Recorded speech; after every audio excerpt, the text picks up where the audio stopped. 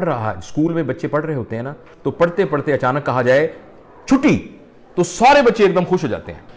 अच्छा, आप बच्चों को यह कहें कि अभी फौरन अभी तुम पढ़ाई छोड़ो और जाके अभी फुटबॉल खेलो, तो बच्चे भाग के फुटबॉल खेलना शुरू कर देते हैं।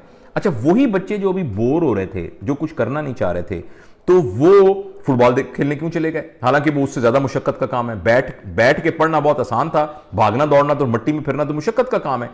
देखिए, हम उसी चीज को अपने अंदर आने की इजाजत देते हैं जिसके आने में हमें मजा आता है, जिस चीज के करने से हमें लुत्फ आता है।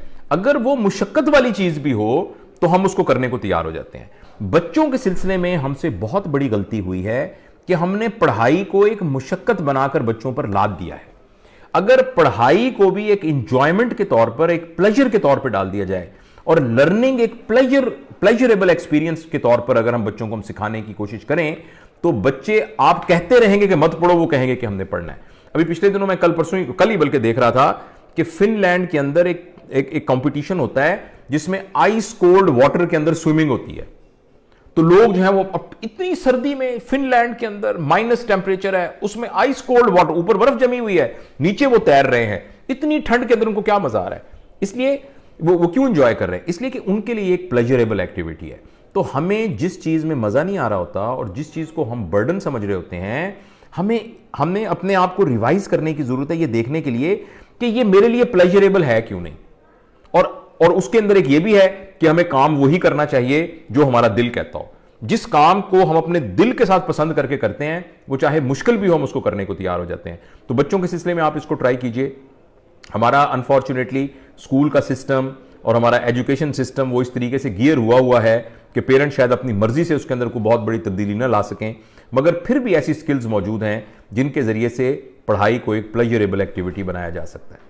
ठीक है sir, thank you so much sir. ये तो बच्चों के लिए था, जैसे बड़ों के लिए भी कोई अगर चीज़ आपने, क्योंकि उसमें ये भी बताई थी, एक चीज़ मेंशन की थी कि पैगंबर और नबी के अलावा आप दुनिया में लाइक सारी चारों अर्नेबल ट्रेड्स है, आप लर्न कर सकते हैं एट एनी एज। जी बिल्कुल। तो मुझे यही था कि अगर हम किसी भी एज में कुछ सीखना चाहें तो वो कैसे सीख सकते हैं, और अगर नहीं हम सीख पा रहे होते तो हमारा ब्रेन उस चीज़ को क्यों रिजेक्ट करते हैं और कैसे, क्या इसलिए कि हम उस चीज के बारे में सफिशिएंटली मोटिवेटेड नहीं होते। ओके, देखिए, मोटिवेशन की, मैं कभी इंशाल्लाह मोटिवेशन पे बात करेंगे। मोटिवेशन की डेफिनेशन, मोटिवेशन निकलता है लफ्ज मोटिव से।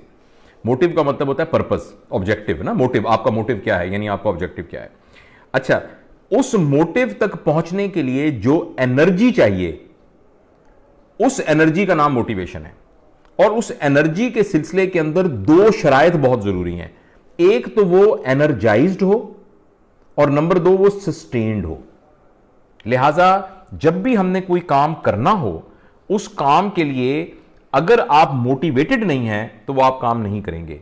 और मोटिवेशन की डेफिनेशन यह है कि आप उस काम करने के सिलसिले में आप में जो तवानाई मौजूद है वो सस्टेन्ड है और वो एनर्जाइज्ड है। अगर वो एनर्जाइज्ड यानी एक जज्बा मौजूद है, मैंने केटू पर चढ़ना है, मगर केटू पर चढ़ना है हर सूरत, अब ये जो फीलिंग है, और दूसरी इसके साथ है कि ये सस्टेन्ड है। ये नहीं कि अभी शाम तक मेरे अंदर जज्बा था मगर कल को खत्म हो गया तो फिर मैं नहीं चढ़ सकूंगा। लिहाजा आप अभी ट्राई कीजिए राहिला कि जो काम आप करना चाहती हैं ना, आप उसके लिए मोटिवेट होइए। यानी एक फैसला कीजिए कि आज है 17 दिसंबर, जनवरी की फलां तारीख तक मैंने ये स्किल सीखनी है, ऐसी की तैसी मैंने सीखनी है। अब ये वो एक एलिमेंट उसका हो गया जो कि है एनर्जाइज्ड, और दूसरा है सस्टेन्ड। कल भी ये करना है, परसों भी ये करना है। अब आप देखिएगा कि जो आपने टारगेट मुकर्रर किया है उससे बहुत पहले आप वो काम सीख लेंगी। Thank you sir. ओके।